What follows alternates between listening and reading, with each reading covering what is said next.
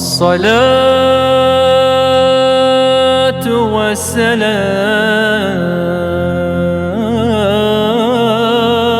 عليك। সমকালীন ইতিহাসের এক জীবন্ত অধ্যায় হিসেবে আপনার অনুভূতি কি? আমি এই নিয়ে কোনো মাথা ঘামাই না। দুনিয়াতে কে আমাকে কি মনে করলো, আমার মরার পরে লোকেরা আমার সম্বন্ধে কে কী বলবে, এইটা আমার কোনো কনসার্ন নয়। আমাকে গালি দিল, আমি এই ব্যথা পাই না, প্রশংসা করলো, আমি কোনো আনন্দিত হই না। আমার টার্গেট হচ্ছে আল্লাহ তাআলার কাছে আমার কাজ গ্রহণযোগ্য কি না। আল্লাহর কাছে যদি আমার কাজ গ্রহণযোগ্য হয়ে থাকে তাহলে এটাই হলো আমার সবচেয়ে বড় আনন্দের বিষয়। যদি আমি এমন কিছু করে থাকি যা আল্লাহর পছন্দ, মানুষের কল্যাণ করবে, দেশের কল্যাণে লাগবে, জনগণের মঙ্গলে আসবে, আল্লাহ যদি এটা পছন্দ করেন তো এটি আমার সন্তুষ্টির বেশি বিষয়। আমি ইতিহাসের অঙ্গ কিনা, আমার মরার পরে আমার সম্বন্ধে কে কী ধারণা করবে এগুলি নিয়ে আমি মাথা ঘামাই না। মৃত্যুর পরে আল্লাহর কাছে পুরস্কার পাইলে আমার সারবে। তবে একটা দোয়া কোরআন শরীফে আছে, যে দোয়াতে আল্লাহ এই দোয়া শিক্ষা দিয়েছেন, রাব্বি হাবলি হুকমা ওয়ালহিকনি বিস-সালিহিন ওয়াজআলনি লিসানা সিদকিন ফিল আখিরিন। আমার মরার পরে লোকেরা আমি একটা ভালো কাজ করে গেছি, লোকেরা এটা পছন্দ করেছে, খুশি হয়েছে, আনন্দিত হয়েছে, যার জন্য আমাকে তারা ভালোবাসে, এইটাও দোয়ার মধ্যে আছে। সেই হিসাবে আমি দোয়া করি। এটা আমাদের ভাষা আন্দোলন, আমাদের স্বাধীনতা সংগ্রাম, স্বৈরাচার বিরোধী আন্দোলন, কেয়ারটেকার সরকার গঠন, আমিরে জামাতের দায়িত্ব পালন ও স্বেচ্ছায় অব্যাহতি, এসবই আপনার ইতিহাসের অংশ।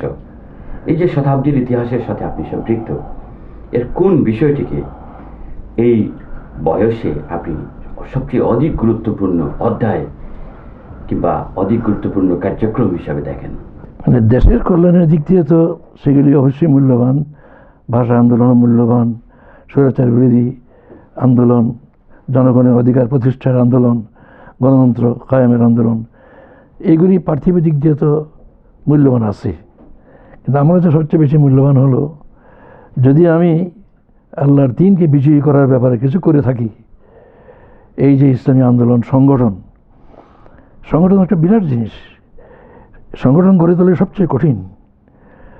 যদি এরকম কিছু আমার দ্বারা হয়ে থাকে তো এটা হলো আমার জন্য আনন্দের বিষয়, খুশির বিষয়, যে আল্লাহর দ্বীনকে বিজয়ী করার জন্য আমি কিছু কাজ করতে পারলাম। আর এই যে বিদায় গ্রহণ যেটা, অব্যাহতি গ্রহণ যেটা, আমি যে 2 বছর চেষ্টা করে আমার সাথীদেরকে রাজি করলাম যে আমাকে ছেড়ে দেন, 2 কারণে। এক কারণে হচ্ছে যে বয়সের দিক দিয়ে আমি এই 2001 সালে ইলেকশন তো 2001 সালে হলো, আমি 2001 সালের জানুয়ারি থেকে অব্যাহতি পেয়েছি এবং এর 2 বছর আগের থেকে আমি আমার সাথীদেরকে লবি করছি, চেষ্টা করছি। এই কারণে যে এর আগের নির্বাচনে, 96 নির্বাচনে, যে পার্টি চিফ যদি নাকি নির্বাচনে ক্যাম্পেইনে না যায় তাহলে তো চলে না। তা আমার খুব কষ্ট হয়েছে এই 96-তে, যে কোনোদিন একদিনে 3 ডিস্ট্রিক্ট কভার করতে হয়েছে, একদিনে 8টা 9টা 10টা মিটিং করতে হয়েছে। তো জানে কোলায় না এই বয়সে। 2001 সালের নির্বাচনে আবার এই ঝামেলা পোয়ানো আমার পক্ষে সম্ভব হবে না। আর না সম্ভব হইলে পরে নির্বাচনে দলের ক্ষতি হয়ে যাবে, এই একটা কারণ। কিন্তু এটা প্রধান কারণ না। প্রধান কারণ হচ্ছে যে এমন কিছু লেখার কাজ যেটা আমার করার জন্য পরিকল্পনা ছিল, এটা এমন এক দায়িত্ব, জামাতে ইসলামের আমিরের দায়িত্বটা সাংগঠনিক এবং রাজনৈতিক দুইটি এত বেশি এবং এত ব্যাপক যে অন্য কোনো কিছু করার সময় পাওয়া যায় না। সেই জন্য আমি এটার জন্য প্রধানত আমি অব্যাহতি নিয়েছি এবং চেয়েছি। এবং আমি লক্ষ্য করেছি যে লোকেরা এটাকে খুব অ্যাপ্রিসিয়েট করেছে, সব পলিটিক্যাল ফ্রন্টই, যে সাধারণত আমাদের দেশে গদি কেউ ছেড়ে দেয় না, মৃত্যু পর্যন্ত আটকে রাখে। তো এদিক দিয়ে আমার কাছে ভালো লেগেছে যে লোকেরা এটাকে পছন্দ করেছে। সাংগঠনিকভাবে আপনার মতো গুরুত্বপূর্ণ ব্যক্তিত্বের দায়িত্ব অব্যাহতি দেয়, সংগঠন কি কিছুটা হলেও বঞ্চিত হচ্ছে না? আমাদের সংগঠনটা এরকম যে দায়িত্ব যারা পায় তাদেরকে দায়িত্ব পালন করার সুযোগ দেওয়া হয় বলে তারা অভিজ্ঞতা অর্জন করে। 13 বছর না 12 বছর বর্তমানে আমি নিজামী সাহেব আমার সেক্রেটারি হিসেবে কাজ করেছেন, তারপরে অ্যাসিস্ট্যান্ট সেক্রেটারি জেনারেল হিসেবে কাজ করেছেন, এবং অ্যাসিস্ট্যান্ট সেক্রেটারি জেনারেল কয়েকজন আছেন, তারাও সাংগঠনিক দায়িত্ব পালন করেছেন। এবং সাংগঠনিক দায়িত্ব এমনভাবে দেওয়া ছিল যার ফলে সাংগঠনিক অভিজ্ঞতা অর্জন করার সুযোগ ছিল। সাধারণত এমন হয় যে ক্ষমতা যার কাছে থাকে সে সব কিছু সেই নিজে করতে চায়, অন্য কাউকে দায়িত্ব দিতে চায় না। আমাদের এখানে এই সিস্টেম না, দায়িত্ব বন্টন করে ব্যাপকভাবে অভিজ্ঞতা অর্জনের জন্য, যোগ্য হওয়ার জন্য সুযোগ দিতে হয়। দায়িত্ব না দিলে তো যোগ্য হয় না। সেদিক দিয়ে কোনো গ্যাপ হয়েছে বলে আমি ফিল করি নাই। তাছাড়া আমি এটা দেখতে চেয়েছি যে আমি না থাকলে কেমন চলে। তারা আমার পরামর্শ নেয়, যখন দরকার মনে করে আমি পরামর্শ দেই। এইভাবে সংগঠনের কোনো ক্ষতি হয়েছে বলে আমি মনে করি। যখন আপনি রাজনীতিতে প্রথম এসেছিলেন, জি, যখন আপনার সামনে দেশ, সমাজ, রাষ্ট্র, ভাষা ইত্যাদি ছিল, তখন মূলত আপনি কি ভাষণা নিয়ে রাজনীতি শুরু করেছিলেন? আসলে খুব অল্প বয়সে আমার রাজনীতির মধ্যে আসতে হয়েছে। পাকিস্তান আন্দোলন শুরু হইল 1939 সালে, যখন আমি ক্লাস 8-এর ছাত্র, কুমিল্লায় পড়ি। তখন শেরে বাংলা ফজলকের বিরুদ্ধে শ্যামাপ্রসাদ মুখার্জিরা অনাস্থা আনলো। তারপরে মুসলিম লীগ শেরে বাংলার পক্ষে স্লোগান দিল, আন্দোলন করলো, এবং আমরা শরীর হলাম তাতে। তো এতে ওইসব বক্তৃতা শুনে শুনে এই ধারণা হলো যে দেশের জন্য কাজ করা জরুরি। এরপরে যখন নাকি পাকিস্তান আন্দোলন রূপ গ্রহণ করলো, পাকিস্তান শব্দ তো 38 সালে আসে নাই, 40-এর পরে এসেছে, যে মুসলমানদের একটা আলাদা রাষ্ট্র হওয়া দরকার, না হলে ইংরেজ চলে গেলেও মুসলমানরা আবার হিন্দুদের গোলামি থাকবে। এই স্বাধীনতা কোনো ইংরেজ চলে গেলেও পূর্ণ স্বাধীনতা মুসলমানরা ভোগ করতে পারবে না। এই চেতনাটা যখন অনুভূত হইল, তখন এই পাকিস্তান আন্দোলনের কর্মী হইলাম। আমি কোনো দলের কোনো গুরুত্বপূর্ণ ব্যক্তি কোথাও ছিলাম না ছাত্র জীবনে। হল ইউনিয়ন, ইউনিভার্সিটি ইউনিয়ন এগুলি করেছি। আমার সাথীরা অনেকে তাজউদ্দিন, তারপরে নাইমুদ্দিন, এ জাতীয় লোক ছিল যারা নাকি মুসলিম লীগের দায়িত্ব পালন করতো। আমি ইউনিভার্সিটির বাইরে পাবলিকের মধ্যে কোনো দায়িত্ব পালন করতে যাইনি।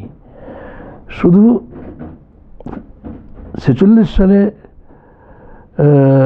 বিএ পরীক্ষার পর 46 সালে যে নির্বাচন হলো, যে নির্বাচনের কারণ ভিত্তিতে ভারত বিভক্ত হয়, ওই নির্বাচনে এক গ্রুপ ছাত্রর দায়িত্ব আমার উপরে দেওয়া হলো। মানিকগঞ্জ একেবারে থানায় থানায় গিয়ে বক্তৃতা করা, মুসলিম লীগ নেতাদের সাথে থাকা, এইভাবেই এসেছি। মুসলমানদের একটা আলাদা রাষ্ট্র হবে, মুসলমানরা প্রকৃত স্বাধীন হবে, এই মেন্টালিটি আমাকে সেখানে কাজ করতে উদ্বুদ্ধ করেছে। কায়েদ আজম মোহাম্মদ আলী জিন্নার নেতৃত্বে, জিন্নার বক্তৃতা আমরা কোট করতাম, উনি এত চোস্টভাবে কথা বলতেন, এত চমৎকার চমৎকার সেন্টেন্স তার ছিল, যেগুলি নাকি আমরা প্রয়োগ করতাম। কিন্তু এই চেতনাটা কি আসলে জিন্নাহ সাহেবের নিজের ছিল নাকি তৎকালীন বুদ্ধিজীবী? অনেক সময় আমরা দেখি সমকালীন ইতিহাসে অনেক বুদ্ধিজীবী অনেক জিনিস চিন্তা করেন, পরে এটা রাজনৈতিক রূপ নেয়, কোনো একজন বড় রাজনীতিকের মুখে এটা বাসা পায়, আর এই রাজনীতিকের এই বক্তব্য বা চেতনা হিসাবে এটা পরিচিত হয়। আসলে এই চেতনাটা কার ছিল? এই চেতনাটা আল্লামা ইকবালের ছিল, এবং আল্লামা ইকবালই কায়েদ আজমকে কনভিন্স করেন এই মুসলিম লীগের দায়িত্ব গ্রহণ করতে। এই চেতনাটা ওনার কাছ থেকে পয়লা এসেছে যে মুসলমানরা আলাদা রাষ্ট্র কায়েম না করলে, ইংরেজ চলে গেলে গোটা ভারতে মুসলমানদের অধীনতেই থাকবে। মুসলিম নেতৃবৃন্দের একটি অংশ, মাওলানা আবুল কালাম আজাদ সহ আরও অনেকের এর ভিন্ন চিন্তা কেন ছিল? তার কি সার্থকতা ছিল? মাওলানা আজাদ সম্বন্ধে আমি মাওলানা মওদুদি থেকে জিজ্ঞেস করেছিলাম যে মাওলানা আজাদ সম্বন্ধে আপনার কি ধারণা?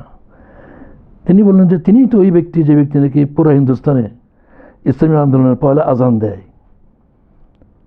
তারপরে কী হলো? আজান দিয়ে নিজেই শুয়ে গেছে, ঘুমিয়ে গেছে। কেন এমন হলো? তিনি বলেন যে আমার ধারণা দুই কারণে। একটা হচ্ছে উনি চিন্তাবিদ ছিলেন কিন্তু সংগঠক ছিলেন না। সংগঠন করা একটা আলাদা আর্ট, আলাদা টেকনিক। দ্বিতীয় হচ্ছে ইংরেজ তার উপরে এমন জুলুম করেছে, উনি যখন জেলে ছিলেন তখন কংগ্রেস সভাপতি ওনাকে করা হলো। মাওলানা আবুল কালাম আজাদ যখন জেলে ছিলেন তখন সেখানে কোরআনের তফসিল লেখলেন, তারজমানুল কোরআন তফসিল লেখলেন। এই তফসির জেল থেকে মুক্ত হওয়ার পরে তারা ডিস্ট্রয় করে দিয়েছে, এটাকে ওনার হাতে দেয়নি। এতে এত আঘাত তিনি পেয়েছেন। কিছু অংশ ছিল যেটা নাকি পাবলিশ আছে, কিন্তু পুরা কোরআনের তফসির আর নাই। অথচ উনি বহুত মেহনত করে, এটা তো সোজা কথা না তফসিল লেখা। তো ওনার মনে এই ধারণা আসলো যে ইংরেজ ধারণা ছাড়া ইসলামের কোনো খেদমত করা যাবে না, আর ইংরেজকে আমরা মুসলমানরা একলা দাঁড়াতে পারবো না। হিন্দুদের সাহায্য ছাড়া, তাদের সঙ্গে মিলা ছাড়া কিছু দিয়ে ইংরেজকে দাঁড়ানো সম্ভব না। এই মেন্টালিটি তাকে ওইদিকে নিয়ে গেছে। এটা মাওলানা মওদুদির ইমপ্রেশন। কিন্তু আজকের ইতিহাস মাওলানা আবুল কালাম আজাদের যে লিখিত অপ্রকাশিত গ্রন্থ সাম্প্রতিক সময়ে প্রকাশিত হয়েছে, তা থেকে কি আপনার মনে হয় যে এই ধারণাটাই সত্য, নাকি আরো কোনো তাতে লুকায়িত ছিল? এই ধারণা সত্য কি মিথ্যা তা তো আমি জানি না, কিন্তু এই ধারণাটা ভুল। তার মতো ব্যক্তিত্ব যদি পাকিস্তান আন্দোলনের পক্ষে থাকতেন তাহলে পরে আমরা ট্রাঙ্কেটেড পাকিস্তান পেতাম না, কাশ্মীরও পেতাম, বেঙ্গলও ডিভাইড হতো না, পাঞ্জাবও ডিভাইড হতো না। কারণ এক একটা ইউনিট হিসেবে পাকিস্তান আন্দোলনের দাবি করা হয়েছিল যে মুসলিম মেজরিটি যে সমস্ত প্রভিন্স আছে সে সমস্ত প্রভিন্স ভাগ করা কেন হবে? বেঙ্গলও ভাগ হলো, পাঞ্জাবও ভাগ হলো, কাশ্মীর আসলোই না। এভাবে আমরা তো ট্রাঙ্কেটেড পাকিস্তান পেলাম। তো তার মতো ব্যক্তিত্বকে কংগ্রেস যদি দেখাতে না পারতো লোকদের কাছে, তাই মুসলমানদের মধ্যে সামান্য বিভেদ যেটি সৃষ্টি করতে সক্ষম হয়েছে, এই কারণে হয়েছে। আচ্ছা, আপনি বলেছিলেন যে কায়েদে আজম যাকে সবাই কোট করত, সমকালীন ইতিহাসে কায়েদে আজমের অবস্থানটা রাজনৈতিক দিক থেকে সবাই জানে, আলোচিত, উল্লেখিত, কিন্তু ধর্মীয় অবস্থান থেকে যদি আপনি মূল্যায়ন করেন তবে কীভাবে বলবেন? উনি তো ধার্মিক লোক ছিলেন বলে আমার ধারণা নয়, কিন্তু মুসলমানদের যেহেতু ধর্মবিশ্বাস প্রবল আছে, আর পাকিস্তান আন্দোলনের পেছনে ধর্মবিশ্বাসটি প্রধান প্রেরণার উৎস, সেই জন্য উনি একথা স্পষ্ট করেই বলতেন যে ইসলাম অনুযায়ী আমাদেরকে চলতে হবে। পার্সোনাল লাইফে তিনি কতটা ধার্মিক ছিলেন আমার জানা নাই। এবং মুসলিম ফিলিং, পাকিস্তান আন্দোলনের কিন্তু ভিত্তি হচ্ছে আলিগড় ইউনিভার্সিটি। আলিগড় ইউনিভার্সিটি থেকেই আধুনিক শিক্ষিত লোকেরা, যারা নাকি আধুনিক শিক্ষা পেল, এরাই কিন্তু লিডারশিপ দিয়েছে পাকিস্তান আন্দোলনে। এর কারণ হলো এই যে অনেক দেরিতে মুসলমানরা ইংরেজি শিক্ষা গ্রহণ করেছে। 1857-এ সিপাহী বিপ্লব যখন ফেল করলো, তখন মুসলমানরা সবচেয়ে দুরবস্থার মধ্যে পড়ল। স্যার সৈয়দ আহমদ চিন্তা করলেন যে মুসলমানকে বাঁচাতে হলে পরে তাদেরকে আধুনিক শিক্ষা, ইংরেজি শিক্ষা দিতে হবে। আলিগড় আন্দোলন তিনি করলেন। এই আলিগড় থেকে যারা নাকি ডিগ্রি নিয়ে বেরোলো, তারা কোনো জায়গা পায় না, সব জায়গায় হিন্দুদের শিখদের দখলে। অ্যাডভোকেট হইতে যায়, তাদেরকে সিনিয়রিটি দেওয়ার জন্য রাজি হয় না। ডাক্তারি পড়তে যাবে, সেখানে কোনো চান্স পায় না, সব তাদের দখলে, ব্যবসা বাণিজ্য সব দিকের দখলে। এই কারণে তাদের মধ্যে এটা সৃষ্টি হলো। আর 1935 অ্যাক্ট অনুযায়ী 1937 যে ইলেকশন হয়, যে ইলেকশনে প্রভিন্সগুলোতে কংগ্রেস, 7টা প্রভিন্সে কংগ্রেস গভর্নমেন্ট হয়, আর 4টা প্রভিন্সে মুসলিম লীগ শাসন হয়। এই 7টা কংগ্রেস শাসিত প্রদেশে মুসলমানদের প্রতি যে আচরণ করা হয়েছে, তাতে আসল কাজ হয়ে গেছে, লোকদের ধারণা হয়ে গেছে যে ইংরেজ চলে গেলে আমরা তাদের হাতে এইরকম নির্যাতিত হব। এইভাবে ধর্মটা প্রধান হয়ে ওঠেনি। যদি হয়ে উঠতো তাহলে ইসলামী আন্দোলন হিসেবে ডেভেলপ করতো মুসলিম লীগ। এটা মুসলিম জাতীয়তার ভিত্তিতে গড়ে উঠেছে। ইন্ডিয়ান ন্যাশনাল কংগ্রেস ভারতীয় জাতীয়তাবাদের বিকল্প হিসাবে মুসলিম জাতীয়তার ভিত্তিতে আন্দোলনটা হয়েছে। ধর্মটা সেখানে প্রধান ছিল না, মুসলিম জাতিসত্তার অনুভূতিটা ছিল প্রধান। কিন্তু যে জায়গায় একটা মুসলিম জাতিসত্তা মিন্স ধর্মীয় অনুভূতি, এই যে মুসলিম জাতিসত্তার যে স্লোগান উচ্চকিত হলো, একটা দেশ ব্রিটিশ এখান থেকে তাড়িত হলো এবং মুসলিম জাতীয়তাবাদের একটা চেতনা, একটি ভূখণ্ড চিহ্নিত হলো, অঙ্কিত হলো, কিন্তু সেখানে ইসলাম প্রতিষ্ঠিত হলো না। এই না হওয়ার পিছনে কী কী কারণ থাকতে পারে? 1940 সালে যখন ভারত বিভাগের প্রস্তাব পাশ হলো লাহোরে, যে প্রস্তাবটা পেশ করেছিলেন শেরে বাংলা ফজলুল হক, এবং সে নিখিল ভারত মুসলিম লীগের কনফারেন্সে প্রিজাইড করছিলেন কায়েদে আজম, সেই বছরই 1940 সালের মার্চে রেজলিউশন হয়েছে। সেপ্টেম্বরে আলিগড়ের স্ট্যাচু হলে মৌলানা মওদুদিকে তারা দাওয়াত দিল বক্তৃতা করার জন্য। মৌলানা মওদুদিকে দাওয়াত দেওয়ার কারণ ছিল যে 1938 সালে জানুয়ারি মাসে লাহোর শাহী মসজিদ থেকে জমিয়তুল হিন্দের নেতা মৌলানা হুসাইন মাদানী রহমতুল্লাহ আলাইহি, দেওবন্দের যিনি প্রিন্সিপাল ছিলেন, সারা ভারতের ওলামাদের সংগঠনের উনি নেতা ছিলেন, তিনি কংগ্রেসের এক জাতীয়তার পক্ষে ইসলামের নামে তিনি বক্তৃতা করলেন। আল্লামা ইকবাল তখন বেঁচে ছিলেন, উনি এপ্রিলে ইন্তেকাল করেন 38 সালের। তিনি তো একেবারে এই বক্তৃতার কথা শুনে লোকেরা যেন এটা জানাইল, তিনি শোয়া ছিলেন, ঝুসে ছিল বসে এক্সটেম্পোর ফার্সিতে কবিতা বলে ফেললেন, যে বললেন যে হ্যাঁ, ভূগোলের ভিত্তিতে জাতি, রাসূল সাল্লাল্লাহু আলাইহি ওয়াসাল্লাম আপন বংশ আবুল আহাব আবু জাহেলদের সঙ্গে এক জাতি হইতে পারলেন না তো, অথচ কোথায় আফ্রিকার বেলাল তাদের সঙ্গে এক জাতি হইলেন কিসের ভিত্তিতে? ভূগোলের ভিত্তিতে।